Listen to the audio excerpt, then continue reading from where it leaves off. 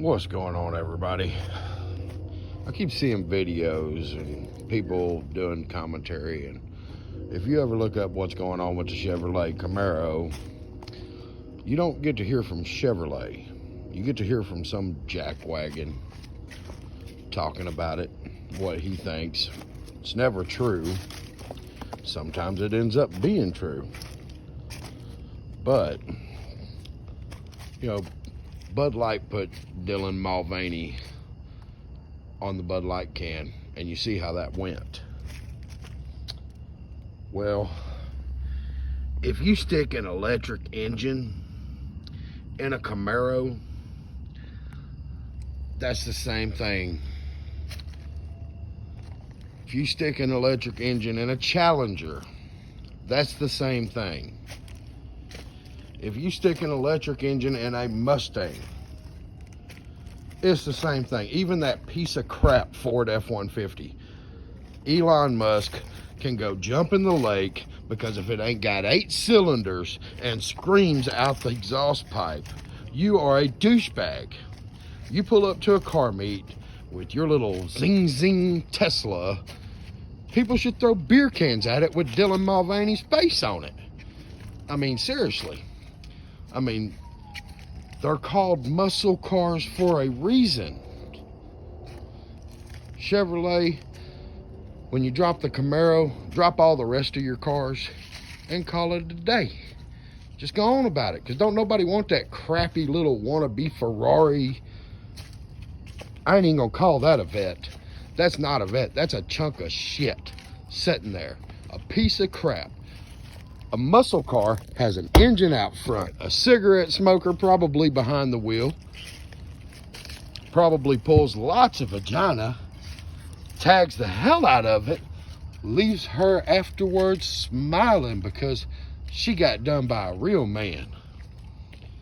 So, you know, generally, if you drive a Tesla, you probably had to go get a couple ribs pulled out so you can give yourself a blowjob because you suck. So, I mean, Teslas are the junkie car of cars. Sorry, there's just no way to say it. I mean, if the battery gets a little water in it, boom, you're driving dynamite. If the car malfunctions, whoosh, you're flew into a building. And the other thing is, it takes me maybe 5 minutes to pull into the gas station, walk in, grab a drink, and then give my car a drink. Takes you, what, 45 minutes at a fast charger to get that piece of crap abomination of a vehicle charged up?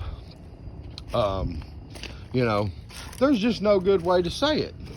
You are driving junk. You stick that Chinese wannabe junk back in China.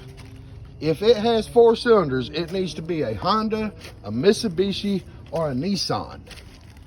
You should not put a 4-cylinder in a Camaro or a Mustang or a Challenger. You should not put a V6 in a Camaro, a Mustang, or a Challenger. In fact, the SS should be the slowest Camaro you can buy because it's a muscle car. You're not buying some little grocery getter to get your kids to soccer play. You know, it's just not right. You know, if you want, like, you got the Ford line of Mustangs. Let's go ahead and call them out. You got a GT Mustang, and then you got a fancy Ford Probe.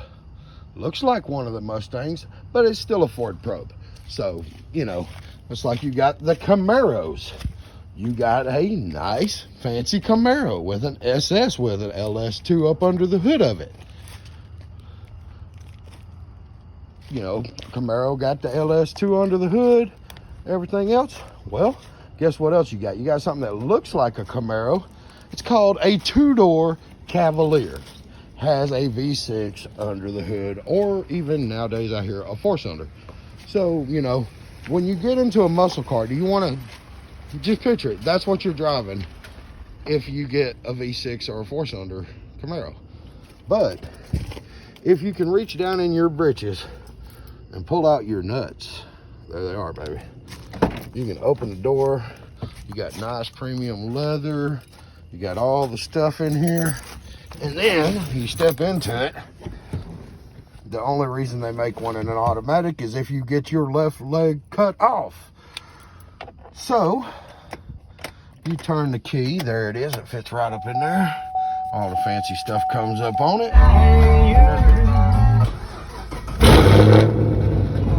Yeah, baby, yeah. So,